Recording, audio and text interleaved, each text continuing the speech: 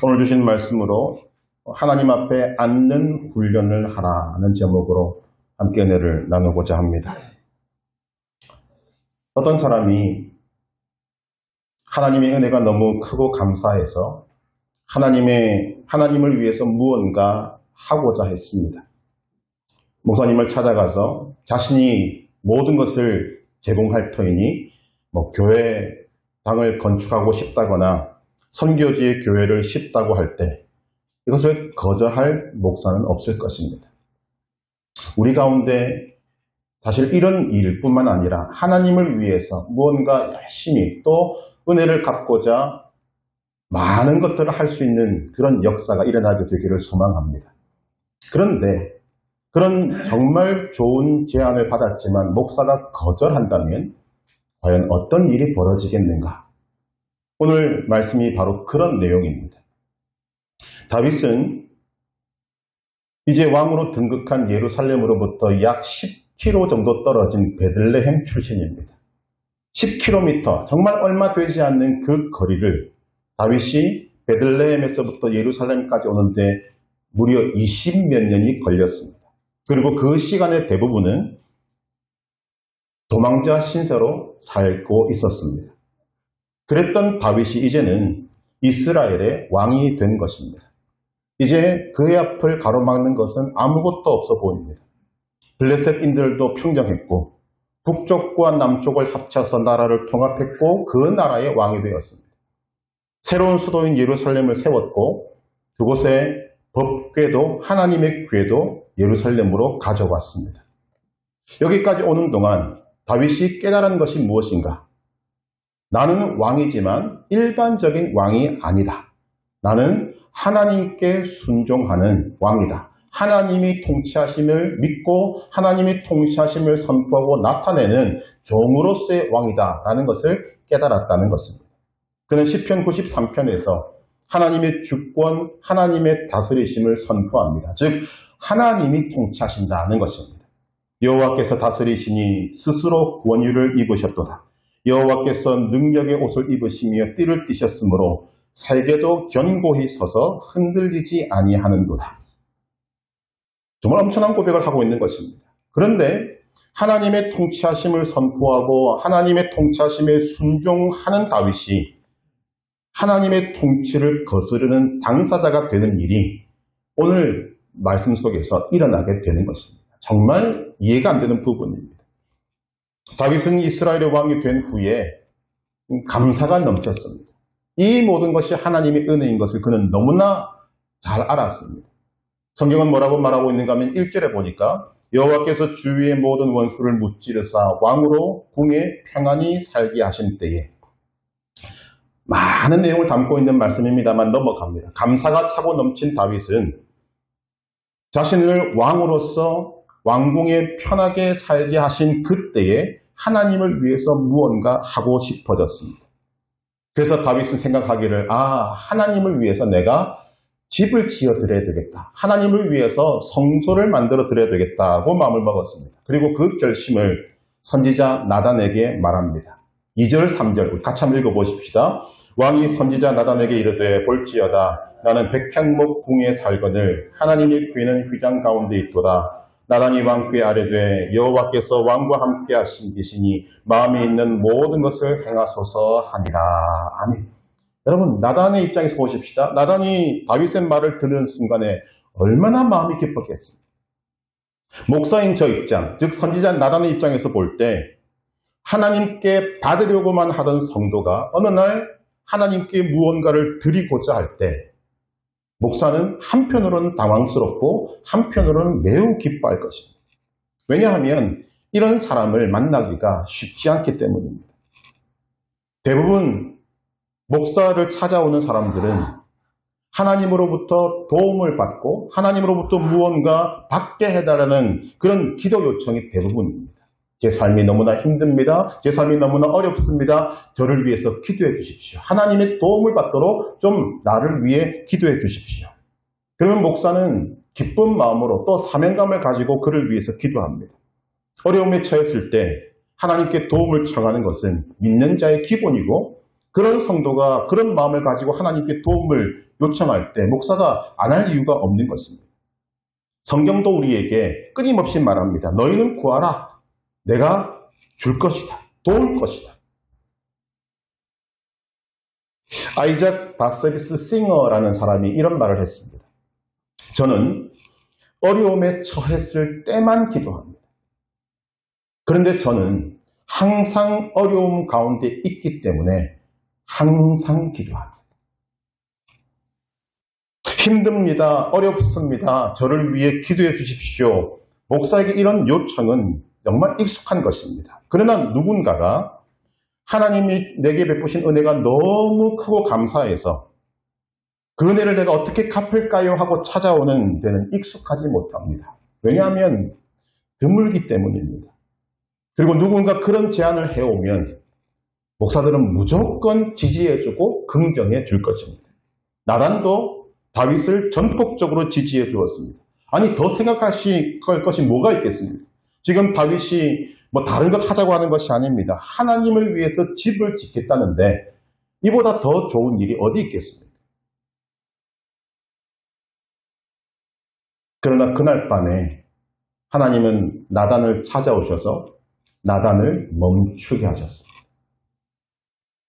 놀라운 일입니다. 다음날 아침에 나단은 다윗을 찾아가서 하나님이 말씀하시는데 왕의 계획을 중단하셔야겠습니다. 라고 말합니다.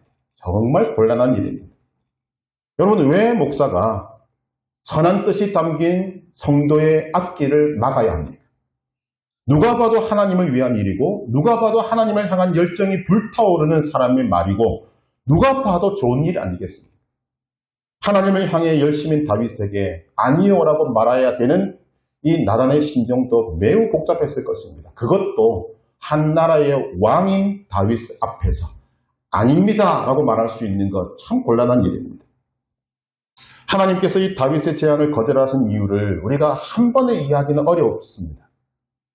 하나님은 밤에 나단을 찾아오셔서 사무엘하 7장 4절에서 17절까지 내가 왜 다윗의 그 좋게 들리는 계획을 거절하는지에 대한 이유를 장황하게 설명하십니다. 정리하면 하나님이 다윗을 위해서 지금까지 무엇을 해오셨고 지금 무엇을 하고 계시며 앞으로 무엇을 하실 것인지에 대한 이야기로 가득합니다. 하나님이 이것을 명확하게 말씀하시기 위해서 하나님 자신을 1인칭 주어 나 하나님이라고 말씀하시면서 그 뒤에 23가지의 동사를 붙이셔서 내가 다윗을 위해서 무엇을 했고 지금도 무엇을 하고 있고 앞으로도 이렇게 할 것이다 라는 것을 말씀해 주셨다는 것입니다. 하나님의 말씀을 다 듣고 나니까 어떤 일이 벌어지는가 하면 다윗이 하나님을 위해 하겠다는 그 일이 처음 들을 때는 대단해 보였지만 하나님이 하신 일, 지금 하고 계신 일, 그리고 앞으로 하실 일과 비교하니까 아무것도 아닌 일로 보이게 되는 것입니다. 오히려 다윗이 선한 마음으로 하나님을 위해서 집을 짓겠다고 하는 이 계획이 하나님이 다윗을 위해서 하고자 하는 계획을 방해하고 있다는 것입니다. 이것을 누가 생각했겠습니까? 이 시점이 중요한 이유를 이렇게 말씀드릴 수 있습니다. 다윗은 이전까지 하나님으로 가득한 상태였습니다. 그런데 지금 이 순간만큼은 자기 자신으로 가득한 상태로 넘어가기 직전이로 보인다는 것입니다. 다윗은 하나님의 은혜에 감사했고 하나님을 위해서 무언가를 하고 싶었습니다. 당연한 건 아니겠습니까? 하나님의 은혜가 너무 감사하니까 하나님을 위해서 내가 무언가를 하고 싶다. 그런데 그 자신이 지금 어디에 위치해 있는가? 왕이 되었습니다. 무언가를 할 수 있는 그 위치에 올라 있고 그 무언가를 할 수 있는 능력이 있다고 생각한 것입니다. 그런 다윗의 마음을 잘나게 해주는 것이 2절입니다. 나는 백향목궁에 살거늘 하나님의 궤는 휘장 가운데 있도다. 다윗은 지금 백향목궁과 휘장을 비교하고 있습니다. 이 말 속에 담겨있는 의미를 해석하자면 이제 자신은 하나님보다 더 좋은 집에서 살고 있으며 자신의 힘과 지위를 이용해 하나님을 위해 무언가 대단한 일을 할 수 있다는 생각이 깔려 있다는 것입니다. 만일 이런 식의 생각을 끝까지 끌고 나갔다면, 계속 가지고 갔다면 다윗은 어쩌면 인간적인 왕으로는 성공했을 수도 있습니다. 그러나 하나님이 바라보시는, 하나님을 나타내고 하나님께 순종하는 그런 왕으로서는 실패했을 것입니다. 우리는 다윗이 하나님을 생각하는 그 정도를 모릅니다만 인정해 줄 수 있습니다. 다윗이 하나님을 얼마나 사랑하는지 우리도 알고 있습니다. 그러나 다윗이 하나님을 위해서 좋은 계획을 세웠을 때 다윗이 몰랐던 것이 적어도 세 가지가 있습니다. 첫째는 자신의 생각이 하나님의 계획을 방해하고 있다는 사실을 몰랐습니다. 둘째는 자신도 모르게 하나님과 하나님의 행하심보다 자기 자신과 자신이 행하는 일을 앞세우고 있다는 것을 몰랐습니다. 세 번째, 이렇게 가면 하나님을 나타내고 증거하는 왕으로서, 즉 하나님이 기뻐하시는 왕으로서 실패할 수밖에 없다는 사실을 몰랐습니다. 다윗만 몰랐습니까? 아닙니다. 나단도 몰랐습니다.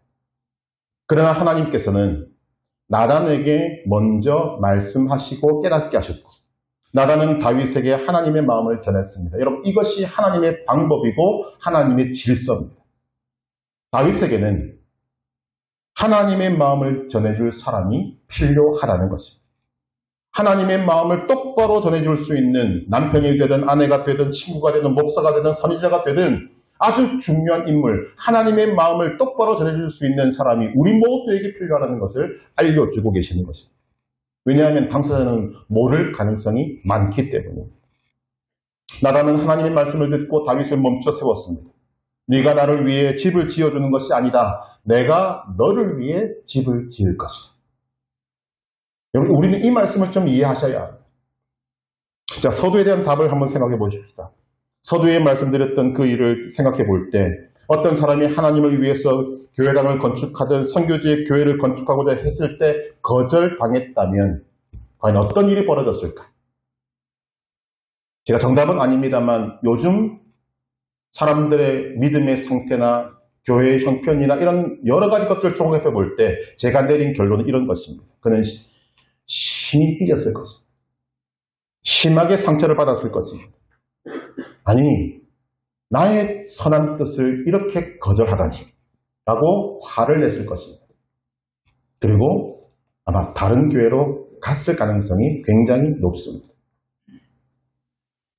안타깝지만 제가 현재 보고 있는 한국 교회의 실정이 이렇습니다.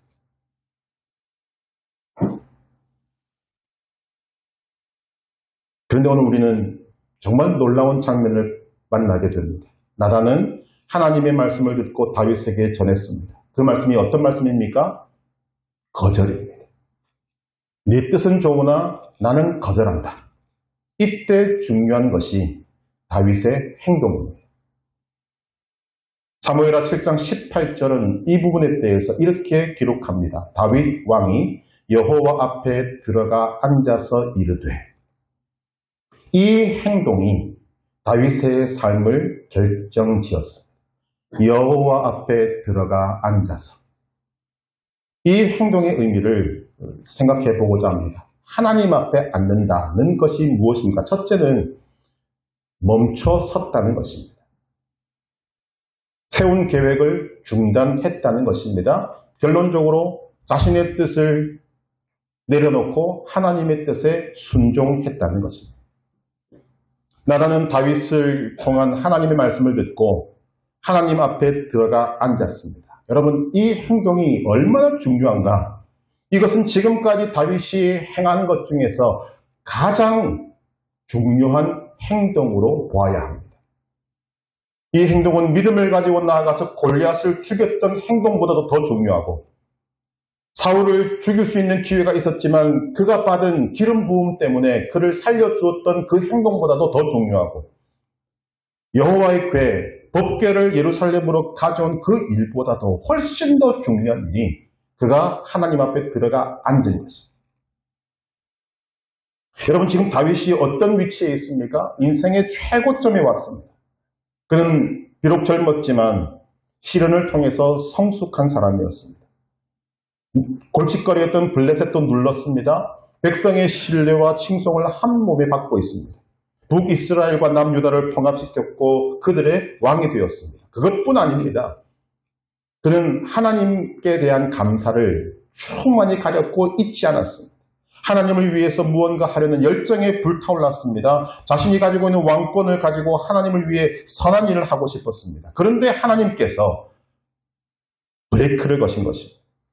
나단을 통해 멈춰 서게 하신 것입니다.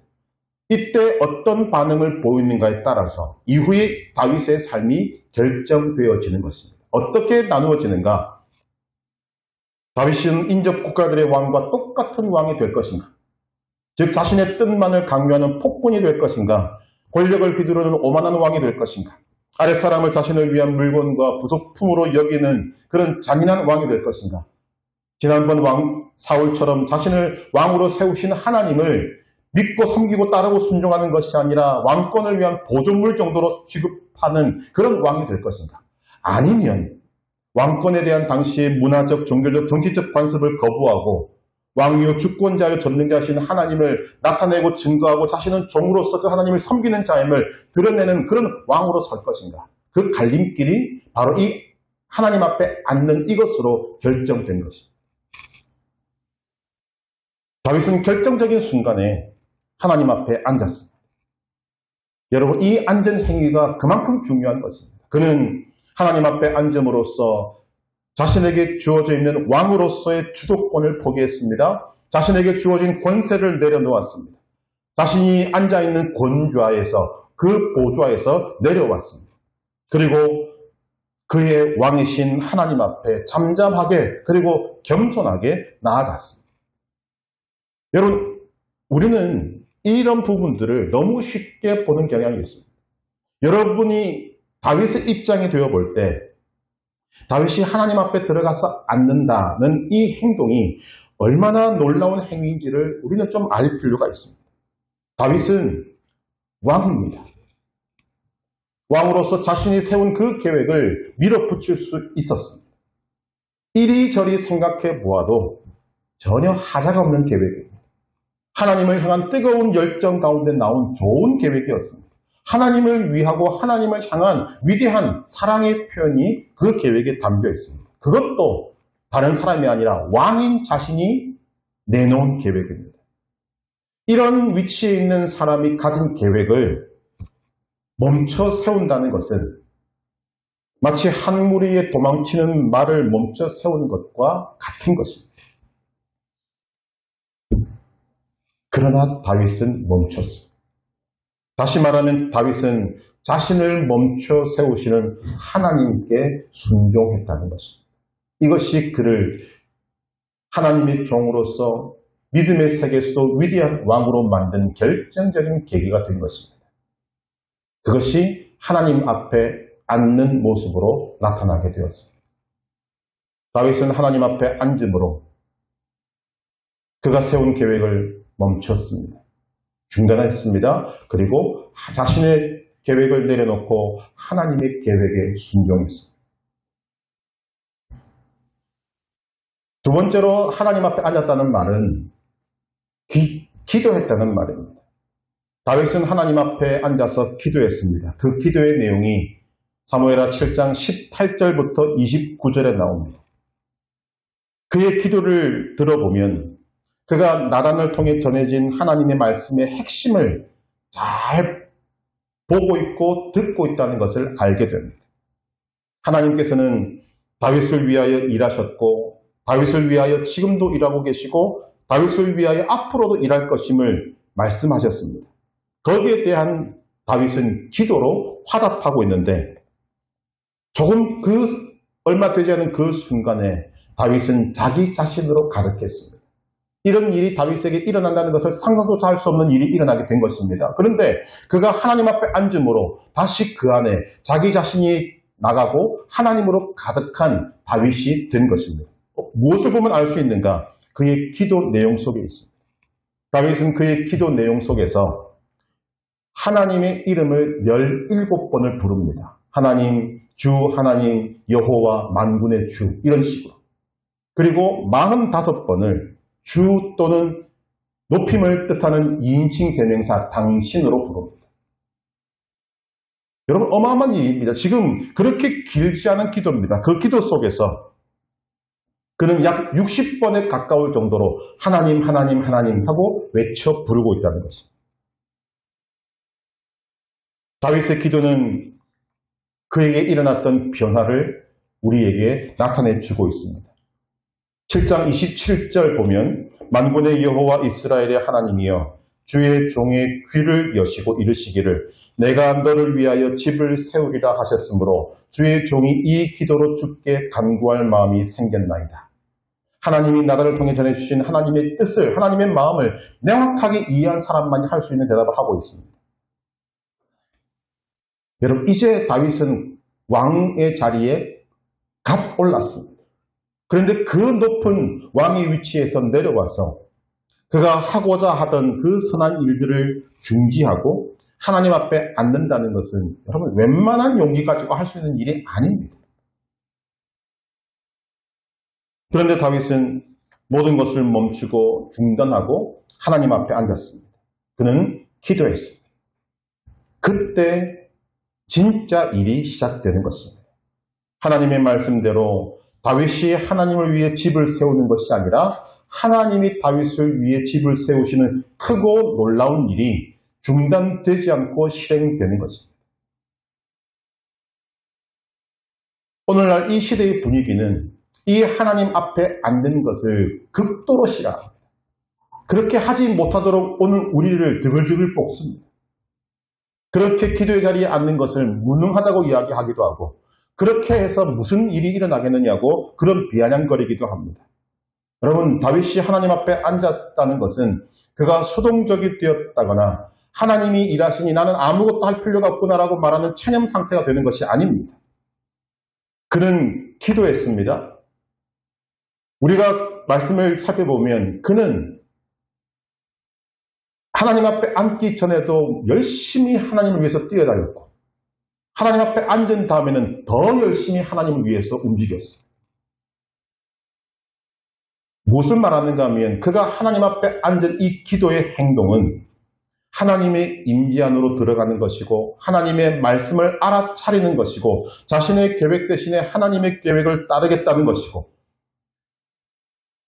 자신의 권위와 힘으로 하나님을 위해 열심을 내는 왕이기를 포기하고 내려놓고 만왕의 왕이신 하나님의 주권에 나는 참으로 순종하는 그런 사람이 되기를 원합니다. 라는 것을 선택한 것을 의미합니다.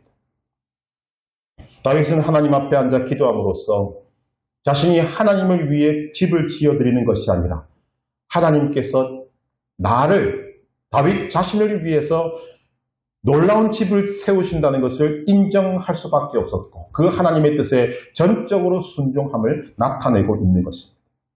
이로써 다윗은 잠깐 이름 있는 왕이 아니라 하나님 나라가 지속되는 한 영원히 빛나는 그런 하나님의 종으로서의 왕으로 길을 걸어가게 된 것입니다. 우리가 착각하는 것이 무엇인가 하면 오늘 우리가 다윗과 같은 마음을 먹을 수도 있습니다. 그런데 다윗이 하나님을 위해 집을 세우는 것을 삽으로 흙을 퍼담는 것이라고 한다면 하나님이 다윗을 위해 집을 세우시는 것은 포크레인으로 퍼담는 것과 비슷합니다. 아니 훨씬 더 그것보다 큰 것입니다. 그런데 우리는 어떻게 생각합니까? 하나님 앞에 앉아 기도할 생각하지 않고 하나님이 나를 위해 행하신 그 모든 계획을 무시하고 내가 하면서 무언가 하나님의 일도 그렇게 하려고 덤벼들 때가 있다는 것입니다. 제가 오늘 말씀을 준비하면서 하나님이 우리에게 은혜로 주신 구원에 대해서 다시 깊이 생각하게 되었습니다. 구원하면 사람들이 어떤 생각을 떠올립니까? 구원하면 사람들은 예수 믿고 천국 가는 것. 조금 더 나아가면 이제 하나님의 자녀가 되었으니까 하나님의 또 오심을 얻어서 이 세상에서 전보다 좀 더 나은 삶을 살고 좀 더 평안한 삶을 사는 것 정도로 생각합니다. 그러나 아니더라는 것입니다. 하나님께서 지금 다윗에게 하셨던 말씀을 우리는 믿음으로 받을 필요가 있습니다. 다윗이 하나님의 뜻을 생각지 못하고 자신의 생각으로 무언가 하나님께 드리려고 할 때 하나님은 아니다라고 말씀하십니다. 이유가 무엇입니까? 하나님께서는 다윗을 위해서 놀라운 계획을 세우셨고 그 일을 시행하고 계셨기 때문입니다. 다윗이 상상할 수도 없는 크고 놀라운 계획을 다윗 한 사람을 위해서 준비하시고 그것을 진행해 나가고 계신 것입니다. 마찬가지로 하나님께서는 여러분 한 사람을 예수 그리스도의 보혈로 구원하실 때 단순히 여러분들을 예수 믿고 구원받고 천국 가게 하는 것으로 이 땅에서 조금 더 평안을 누리는 것으로 여러분을 부르시지 않았다는 것입니다. 하나님은 여러분 한 사람 한 사람을 통해서 우리가 상상할 수도 없는 놀라운 계획을 갖고 계십니다. 그리고 계획만 세우신 것이 아니라 하나님은 그 계획을 지금도 실행에 옮기고 계십니다.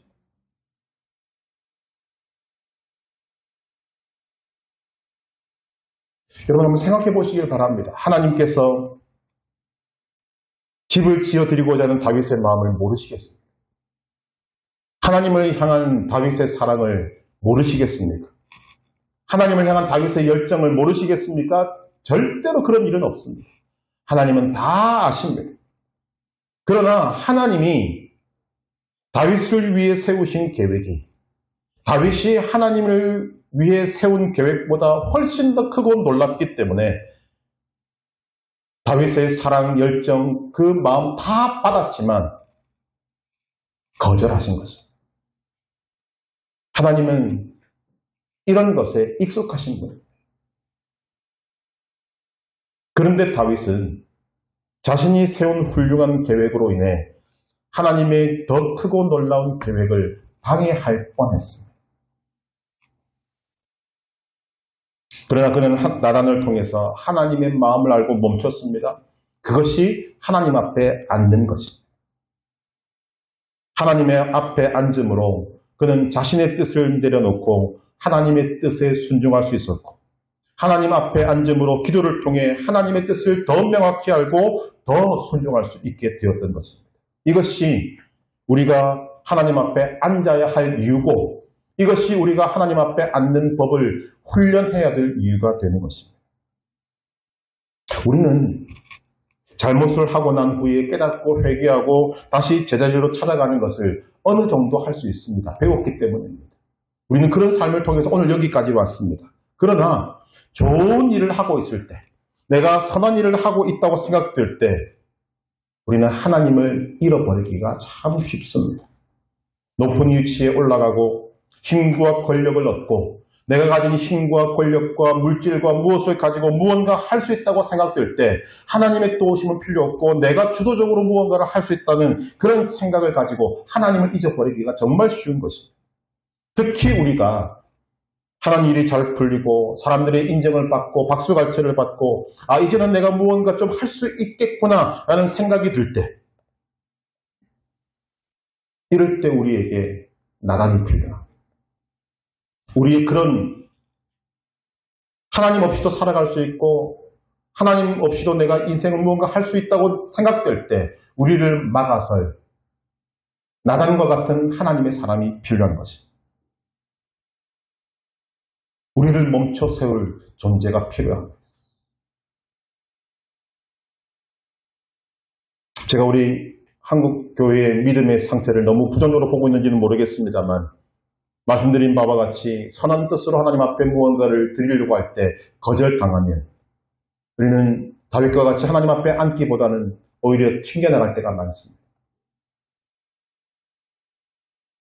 하나님의 사랑을 왜곡하고 있다는 증거가 분명히 드러났음에도 불구하고 회개할 생각을 하지 않고 오히려 반발하는 때가 참으로 많은 것입니다.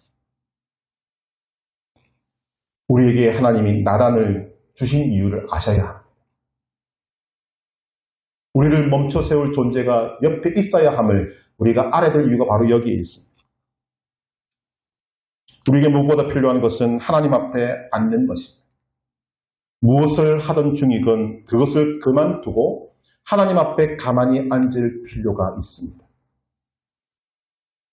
우리가 하나님 앞에 앉아 있을 때 그리고 하나님께 집중할 때 우리가 하나님을 위해서 아니 인생을 위해서 무언가 열심히 살다가 일으켰던 그런 소음이 사라지게 될 것이고 우리가 일으켰던 먼지가 가라앉게 될 것입니다. 그리고 우리 앞에 하나님의 세계가 열려지게 될 것입니다. 다윗은 하나님 앞에 앉았을 때 하나님의 세계를 보게 되었을 것이라고 생각합니다. 그리고 너무나 놀라서 아마 숨을 죽이고 그 하나님의 세계를 보았을 것이라고 생각합니다. 너무나도 커다란 세계, 자신이 미처 생각하지 못했던 하나님이 자신을 위해서 세우신 그 놀라운 세계를 믿음의 눈으로 그가 볼 수 있었다는 것입니다. 여러분, 우리도 마찬가지입니다. 하나님 앞에 앉을 때 나의 열정보다 훨씬 더 뜨거운 열정을 가지신 하나님을 발견하게 될 것입니다. 내가 하나님 앞에 앉을 때 나의 계획과는 비교할 수 없는 크고 놀라운 계획을 나를 위해 가지신 하나님을 발견하게 될 것입니다. 하나님 앞에 앉을 때 나의 사랑보다 훨씬 더 뜨겁게 나를 사랑하시는 하나님의 사랑을 발견하게 될 것입니다. 무엇보다 나를 위해 크고 놀라운 계획을 세우시고 남을 나라 하며 놀고 계시는 하나님이 아니라 누구보다도 그 계획을 실현하시기 위해서 열심으로 일하시고 살아계시고 역사하시는 하나님을 만나게 될 줄로 믿습니다. 다윗은 하나님 앞에 앉았을 때 자신의 계획을 밀어붙이지 않고 중단한 것이 얼마나 다행인지 깨달았을 것입니다. 하나님께서 보내신 나단을 밀치지 않고 그를 쳐내지 않고 그 나단을 받아들이고 나단을 통해 말씀하신 하나님의 뜻을 인정하는 것이 너무나도 잘한 일이라는 것을 그는 하나님 앞에 앉았을 때 깨달았을 것입니다. 이로 인해서 다윗은 자신조차 알지 못했던 하나님이 뜻하신 바, 자신을 위해서 하나님이 얼마나 크고 놀라운 계획을 가지셨고 그것을 과거도 그렇고 지금도 그렇고 앞으로도 행하실 것을 그가 그때서야 비로소 알게 되었다는 것입니다. 그럼으로써 그는 하나님이 그를 세우신 목적, 하나님이 통치하신다, 하나님이 다스리신다는 것을 온 세상에 나타내는 하나님을 증거하는 왕, 하나님을 나타내는 왕, 하나님을 선포하는 왕으로서의 자신의 본분의 위치를 지킬 수 있게 되었던 것입니다. 그래서 월터 브루그만이라는 사람은 이 사건, 정말 어찌 보면 다윗의 그 휘황찬란한 삶 가운데 별로 드러나지 않을 것 같은 이 사건을 놓고 이렇게 정의를 내리고 있습니다. 이 사건은 다윗의 삶을 대부분 다루고 있는 사무엘 상하 전체의 극적이며 신학적인 중심부이고 복음적 신앙을 위해 가장 중요한 구약 본문 중에 하나다. 저도 거기에 동의합니다. 여러분, 우리가 하나님의 도움 없이도 잘해 나갈 수 있는 삶의 분야는 단 한 가지도 없습니다. 우리에게는 언제나 항상 하나님이 필요합니다. 더 이상 하나님이 필요 없는 단계로 성장하거나 진보하는 일은 우리에게 결코 일어날 수 없습니다. 오늘 말씀을 정리하면 하나님의 뜻을 정확하게 알려줄 하나님의 사람을 여러분 가까이 두시기를 바랍니다. 그가 쓴소리를 하고 싫은 소리를 하고 때로는 여러분의 가슴을 후벼 파는 한이 있어도 여러분 그 사람을 통해 말씀하시는 하나님의 마음을 믿음으로 접수하시기를 바랍니다. 하나님 앞에 앉으시기를 바랍니다. 우리는 훈련해야 합니다. 하나님 앞에 앉는 훈련을 해야 합니다. 일을 시작하기 전에 앉고 일을 마치고 앉아야 합니다. 계획을 세우기 전에 하나님 앞에 앉아야 하고 계획을 진행하는 가운데도 하나님 앞에 앉아야 하고 계획을 마칠 때도 하나님 앞에 앉아 있어야 합니다. 어떤 것도 하나님의 계획과 하나님의 역사하심을 방해하지 않도록 다윗이 앉았던 그 겸손과 순종의 자리에 저와 여러분도 앉아 있어야 하는 것입니다. 그때 내가 세운 정말 하잘것없고 보잘것없는 그런 계획이 아니라 하나님이 전 우주를 통틀어 나를 위해 세우신 크고 놀라운 하나님의 계획, 나는 상상조차 할 수 없는 놀라운 하나님의 계획이 이루어지는 것을 보게 될 줄로 믿습니다. 그 일을 이루어내시는 하나님을 찬양하며 감사하며 하나님께 순종하는 하나님의 거룩한 백성 되시기를 주님의 이름으로 축복합니다.